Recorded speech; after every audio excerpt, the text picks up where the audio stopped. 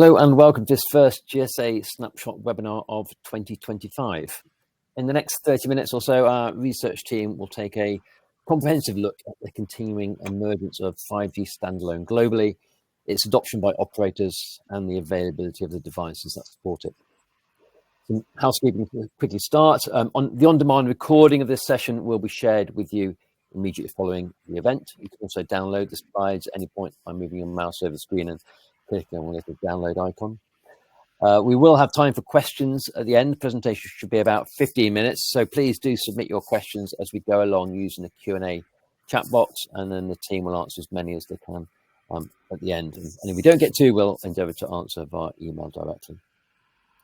You can also download the full report that lies behind the headlines you'll be hearing about today from the GSA website. And again, we will share a direct link to that following the webinar. The full data sets, including the individual operator and device level detail, is available to GSA associates and members through your subscription to the Gunboard database.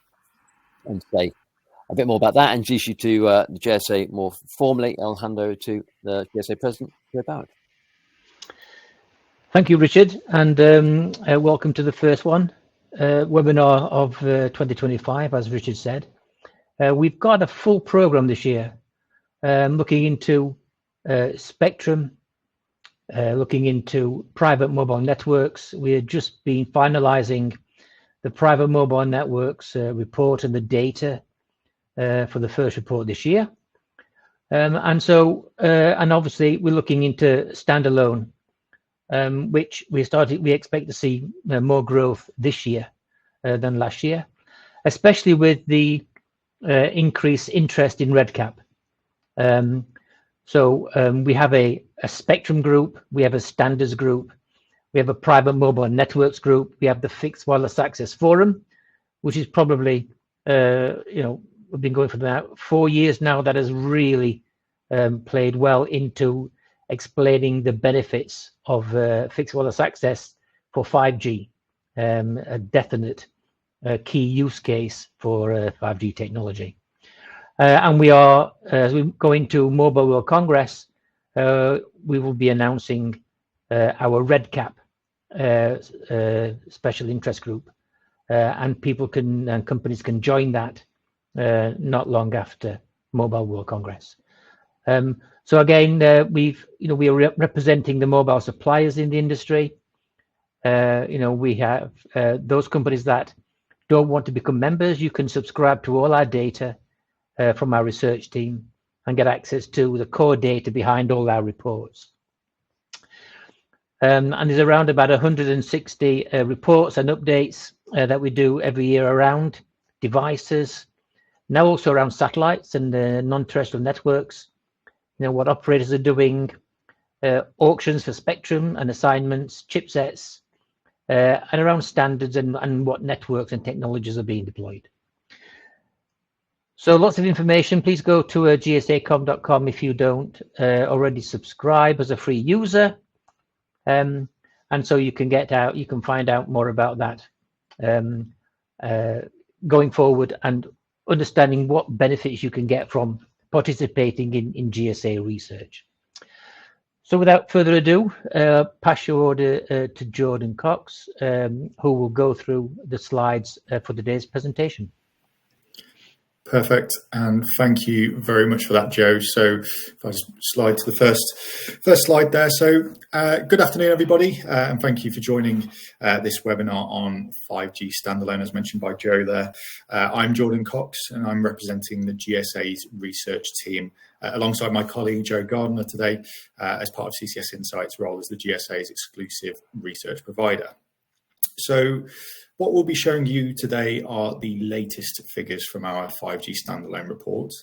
The figures you'll see today are the latest published in January and takes into account all data from public sources up to the end of December of 2024. So this webinar will also give you an overview of the current global picture for 5G standalone and how it looks to be shaping up moving forward. The GSA is tracking the continuing emergence of 5G standalone technology for both public and private networks, as well as mobile network operators and chipsets and devices as well.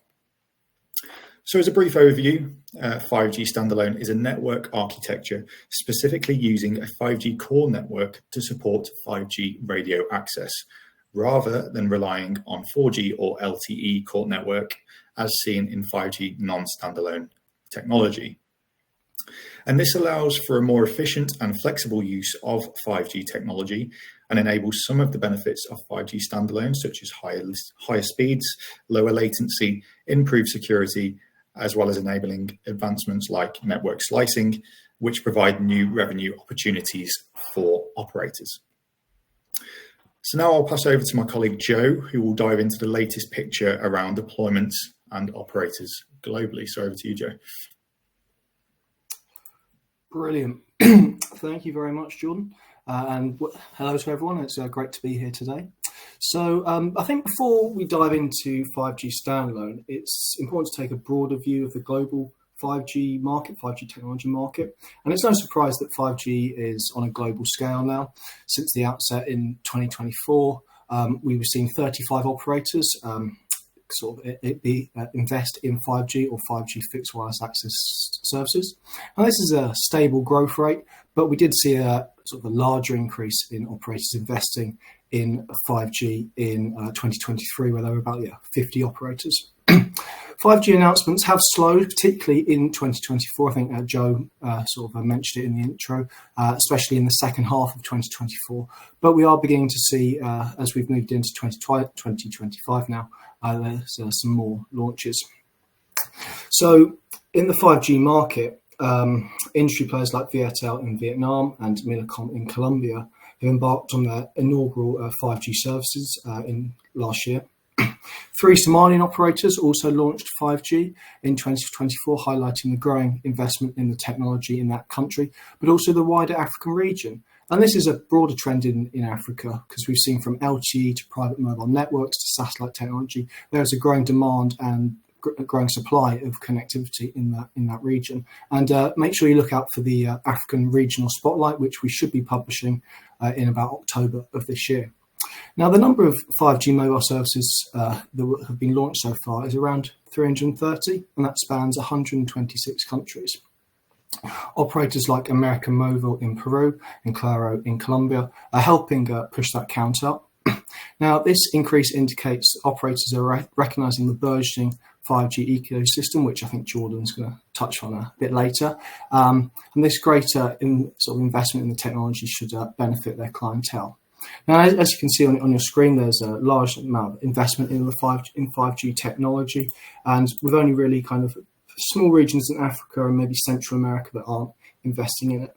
But now I think we should move over and talk about 5G Standalone. So 5G Standalone, the GSA has tracked about 154 operators in 63 countries that are actively investing in 5G Standalone technology through launches, tests, or they're planning on how to best proceed to how they can best unlock this amazing potential of this technology. Now, the progression of 5G Standalone has been a bit up and down, experiencing unstable growth, because as you can see in that graph, with the final quarter of 2024 seeing just an increase of 3 operators investing in the technology. And out of the 623 operators investing in 5G, we're only around about 25% of them are investing in 5G Standalone. Now, there are several factors contributing to this lower adoption rate. Firstly, the complexity and cost. The shift to 5G Standalone demands substantial investments in new hardware and software, necessitating a complete overhaul of the 5G core network. This initial financial commitment might deter some operators. Secondly is the compatibility consideration. Non-standalone networks can leverage existing 4G infrastructure, making the transition from 4G networks more seamless. The compatibility for non-standalone networks with prior infrastructure could be a contributing factor to the delay of the adoption of 5G Standalone. And thirdly, the market demand and technology maturity factor. So because some operators may perceive that current non-standalone networks present demand already meets the demanding the needs of customers. So consequently, they might postpone transitioning to 5G standalone until there is a clearer demand and there's some sort of better use cases. Now, despite these challenges, as I already sort of outlined, we are seeing more progress in 5G standalone just at the start of 2025, and that'll be reflected in our next standalone report, which I believe should be published in around April time. But now, if we sort of look at the area that everyone's maybe more interested in the launches, so there have been 67 operator launches in 35 countries. A closer examination at regional level reveals that North America and Asia were witnessing the most substantial 5G standalone launches initially, and with the early adopters, with countries including China, South Korea and Japan, as well as the United States being at the forefront of that. However, Europe has seen the largest acceleration in 2024, experiencing recent activity from operators including Free in France, Deutsche Telekom launched in Germany, BT under the brand name EE launched in the UK. And I think I'd just sort of zoom in on that EE brand example of it, because some operators, when they launch 5G standalone, launch in maybe one area, one region, and then sort of build out slowly, so they can kind of say that they've invested in that technology, where EE actually sort of announced that they'd be investing in 16 regions initially and then moving to 31 by the end of 2024. So it's interesting to see how operators are kind of taking two different approaches in launching this sort of next generation 5G technology. Other countries in Europe that have launched 5G standalone in the past year include operators in Finland and Greece, and we did actually see multiple operators launch 5G standalone in the UK and France. Now, other launches in the past year across the globe include Reliance Jio in India, as the operator recently launched its second 5G standalone network that focuses on fixed wireless access technology. Telstra in Australia launched the technology in the early part of 2024, and we also saw launches in Indonesia, Uzbekistan and Israel. But what's the future for 5G standalone? Well, as I've already mentioned, there are 154 operators across 63 countries investing in the technology. Among them, there are 5 operators that are actively deploying 5G standalone, including Viettel in Vietnam and Spark in New Zealand. We expect them to launch over the coming weeks and months, and additionally, 55 operators have plans to launch 5G standalone, underscoring the global trend of increased investment in this technology, and hopefully that will cause the number of 5G standalone launches to sort of start having a bit more of an upward trend. Upon closer inspection, sort of if we look geographically, we're hoping to see launches in countries including Romania, Argentina and Malaysia, and operators are also trialing the technology, and Turkcell in Turkey and Mobitel in Sri Lanka are just a couple of examples of those. Now, while parts of Central Asia, Africa, Central and Southern America are not currently investing heavily in 5G standalone, there is potential for growth in the coming years. Pioneering this potential investment are MTN in Uganda and Multisource in South Africa. Now, both these operators are spearheading the efforts to bring 5G standalone to the African continent, and we're hopeful that they're able to do this.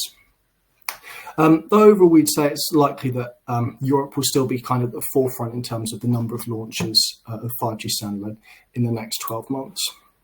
Now, kind of changing pace slightly before I hand back to Jordan, is if we're going to talk about now private mobile networks, because when we've been talking about 5G standalone just now, I've been referring to public networks where there's been mass scale implementation and there are quite high substantial cost, and it's important to realise that there's a growing prevalence of private mobile networks. Our research has identified over 1,600 organisations with private networks, with an impressive 46% of them harnessing the capabilities of 5G. Among them, 85 of these organisations are specifically noted to be utilising 5G standalone, and that number could potentially be higher. Now, the appeal of 5G standalone for organisations lies in its myriad of benefits. They can facilitate use cases that are not feasible for 4G networks. This is specifically true for applications demanding ultra-reliable, low-latency, high bandwidth and large capacity sort of needs.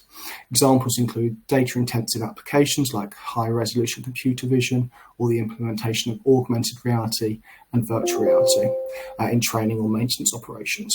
Now, I should note, and again, as Joe sort of said and outlined earlier, the GSA team, we've been working on a brand new private mobile network report that collects data from a variety of vendor partners from around the world, and it's due to be published, I think, in the next few days. So make sure you keep an eye on the GSA website, on our LinkedIn, social media, and I will now pass back to Jordan so he can take you through some of the developments of 5G standalone capable devices.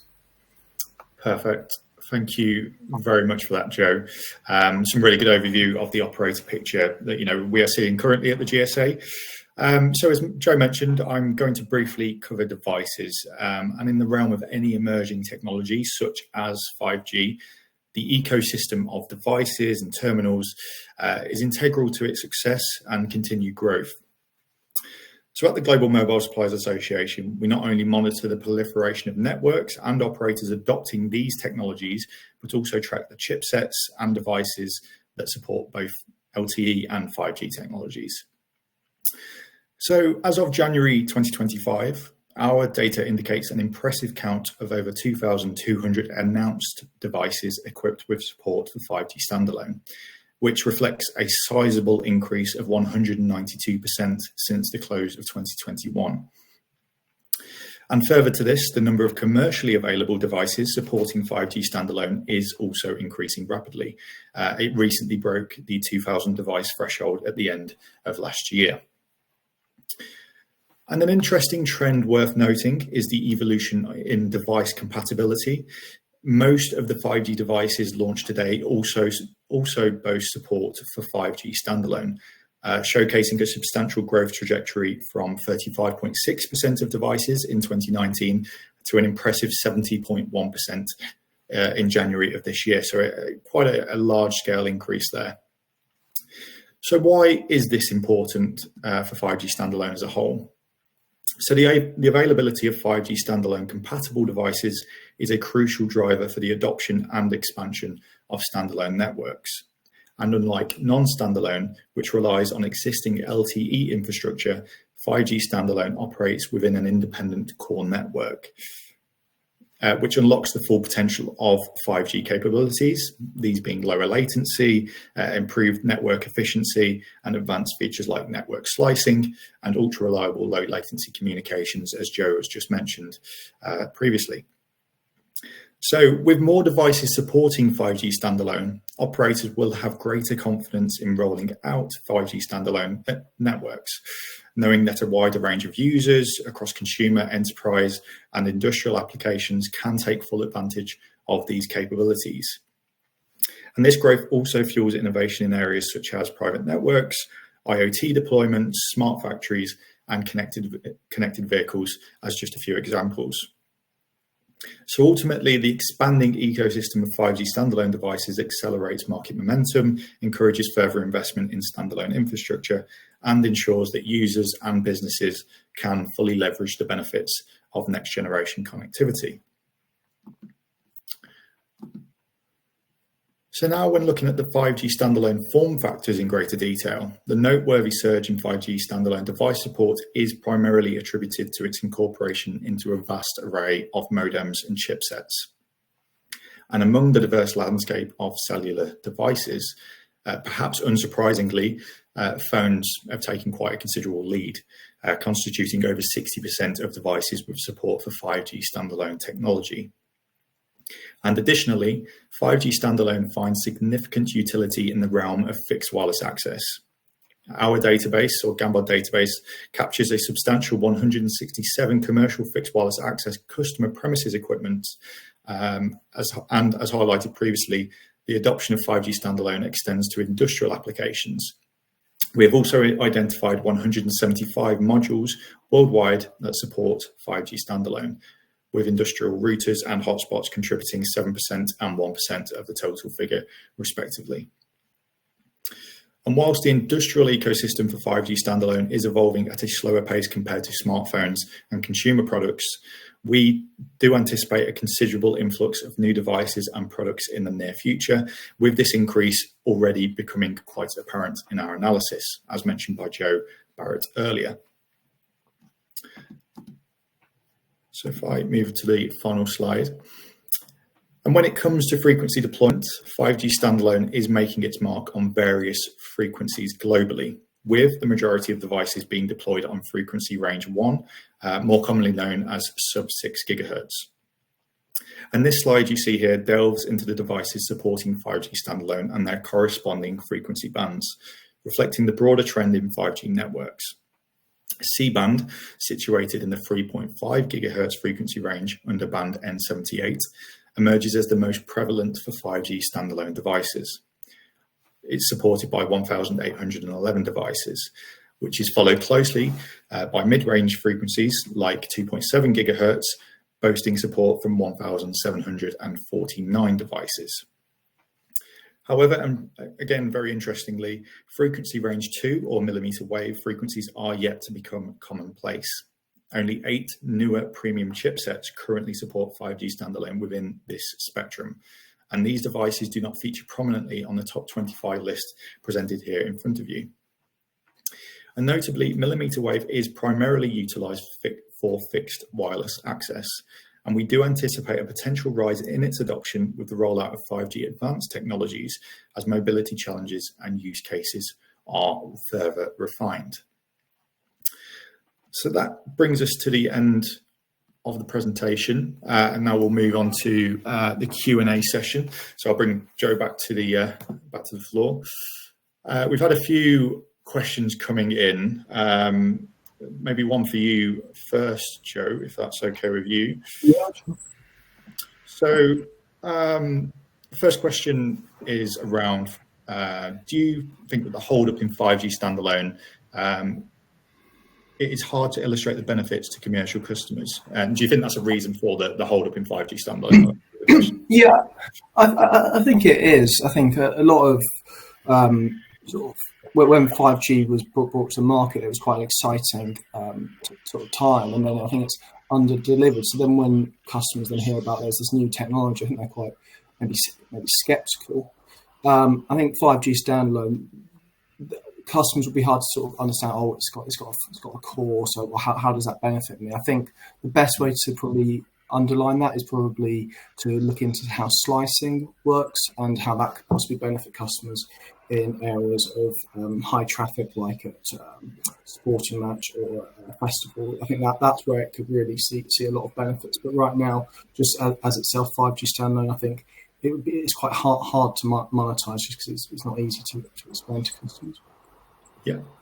Joe Barrett, you putting your hand up there? Yeah, I think at the end of the day, it always comes back down to user experience.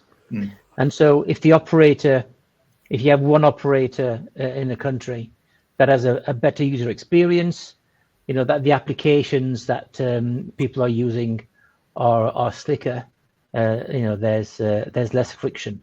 That will always show above, and obviously the regulators in each country are measuring and monitoring the download speed and the user experience, as well as some of the private companies that are also doing the same thing and feeding that information back.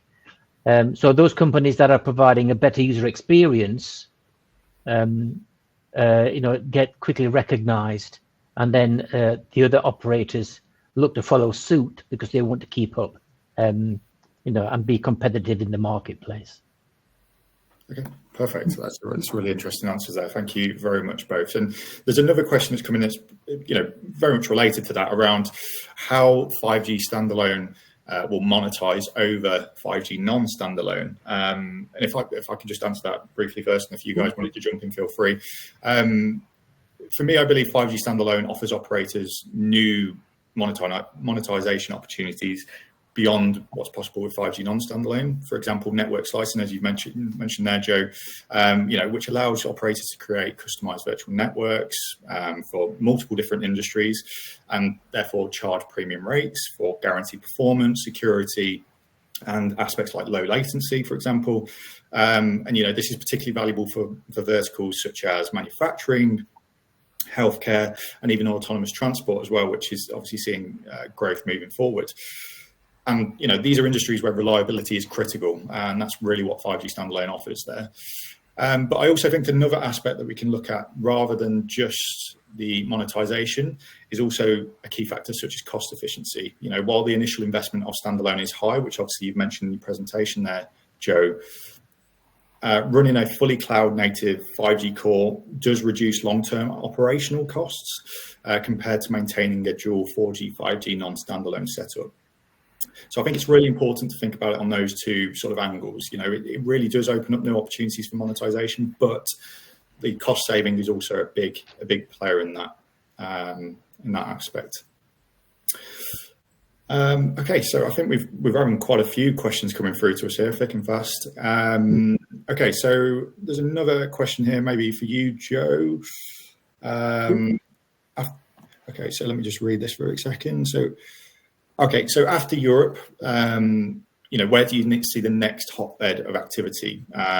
It does mention in the question probably the developing countries in Asia or South America, but what are your thoughts on that?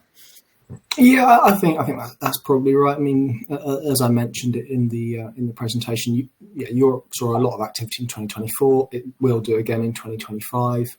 I think moving forward, we will probably see it move back to Asia. It was initially started in Asia and South Korea, Japan, and I think we can look at countries like Vietnam and Vietnam, and that they'll be looking to invest in 5G standalone using some of the infrastructure from sort of the Chinese vendors.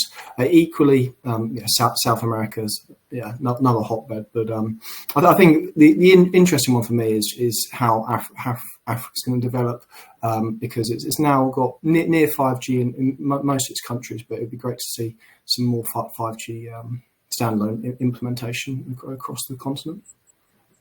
Yeah, fantastic. Perfect. Thank you very much for that, Joe. Okay, so we've still got a couple of minutes left, so we'll go through a few more questions. So there's one on chipset. Okay, so how do chipset advancements contribute to the increasing number of 5G standalone devices, and what trends are we seeing in this space? Chipset advancements are very much driving 5G standalone adoption by improving performance, efficiency, and affordability, which we've mentioned a few times already. Initially, these chipsets were limited to premium smartphones, for example. So standalone support is now available in mid-range and even some entry-level devices, I believe, thanks to vendors like Qualcomm, MediaTek, and Unisoc, among others. But in particular, new chipsets enhance power efficiency, multi-band support, and even AI-driven optimizations, which enable better battery life and stronger connectivity. But beyond smartphones, standalone-enabled chipsets are expanding into laptops, routers, industrial IoT, and even extended reality devices, which again is further strengthening that ecosystem we've spoken about in the presentation. So as these innovations continue, it will further accelerate 5G standalone adoption and unlock new use cases across new industries as well. So chipsets are really a big part of this. Do either of you want to add to that, or does that cover it for now? Yeah, I think that's pretty comprehensive. I think important chipsets an important part of the ecosystem driving standalone adoption, like you said, and it'd be interesting to see what they do in 2025. Yeah, it's definitely a lot to look forward to over the next year, I believe, especially in 5G standalone space, as Joe mentioned at the start of the presentation. Okay, so maybe you have time for one more question. Maybe Joe Barrett, if you're okay answering this one potentially. So there's a question on: do you have any thoughts or information on how frictionless it is for consumers to gain access to 5G standalone if their operator supports it? Given that I think we've already briefly covered this. Given that consumers probably aren't aware of standalone if they are using it, and any friction is potentially likely to limit uptake. Is there any thoughts on that potentially for you, Joe? I think what we'll see, as you said, the high-end devices initially supported standalone, and always happens over time as the chipsets come out at the lower tiers, mid and lower tiers. those chipsets get incorporated into, the lower end devices, and we're starting to see that happening now. But linking this also to, I think, another question that was on there, especially around, the impact of RedCap. I think we're going to see a big growth in the RedCap and standalone being used in private mobile networks. And that may be where the initial big growth of a RedCap and the expansion of standalone starts to happen, because it's easier for an independent operator, maybe with a neutral host setup, or through an operator that's using slicing to provide a private mobile network service, that we'll start to see that expand. And I think personally, I'm quite excited about what RedCap will deliver over the IoT space. And if it does really start to accelerate into the private mobile networks initially, we'll start to see overspill into the major networks as the operators look then to capitalize on that growth and the increase in different devices that will come to market. Perfect. That's a really great overview. And yeah, RedCap's a big area of focus. And obviously we are focusing on that area as well as the GSA. We do have our own 5G RedCap report, which may be of interest to some viewers here. So yeah, thank you very much for that both. I'll believe that's probably all we've got time for, and we will add some more questions offline that we didn't get to here. So I'll hand back to Richard to close off the session. Cheers. Thank you very much. And as Jordan says, we'll endeavour to answer any questions that we didn't get to today directly via email. So thank you very much for all of that. I'll really, again, just close today by thanking you for joining us and our research team for their insights. After the event, you will receive a link to the webinar recording and to the presentation. So please do look out for that. It'll be in your inbox straight away. Our next event will be on 3GP based NTN networks. We're expecting a lot of noise around this at Mobile World Congress. So this will be a great opportunity just to get up to date with the latest developments in all things NTN and really update yourself on the latest developments. Access to the detailed data that's behind these GSA reports and webinars is available to all employees of GSA member and associate organizations via the GSA website. If you'd like more information about how your organization can get involved, then please do check out the website and look for more information there on how you can get involved. The latest updates on all GSA research activities and events, we share those on our LinkedIn and our social profiles, and also if you go to the website, you can sign up to our weekly digest email as well. So with that, all I'll do is invite you to join up for our next event, which will be, I say, on 5G NTN coming just next month. And on behalf of the team, I'll thank you all again for joining us, and hope to see you at a GSA event again soon. Many thanks.